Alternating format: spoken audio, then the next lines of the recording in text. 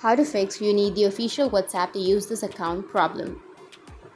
So if you want to fix, you need to use the official WhatsApp to use this account. Then first make sure that you have an internet connection. Now if you're using other WhatsApp applications like GB WhatsApp or any other WhatsApp, then for those users, WhatsApp is sending the message of you need to have an official WhatsApp, because the other applications are not official. WhatsApp has one official WhatsApp application, which is you can go with your Play Store, go with your search. Under search, you can search for WhatsApp. After searching, you will have the WhatsApp Messenger. This is the official WhatsApp. So if you're not using this, then you just need simply go and delete the WhatsApp that you're using right now, and then again go with your Play Store and install this WhatsApp application. And after that, go with your Play Store, and if you have any updates, you need to update your WhatsApp, and after updating, your problem might be fixed. Or you can also just go and restart your device, and after that you need to tap and hold on to your WhatsApp, go with app info, go with storage and cache, and go with clear cache. That's it. Now you won't face that problem. So if you have any questions, feel free to comment below. Thanks for watching.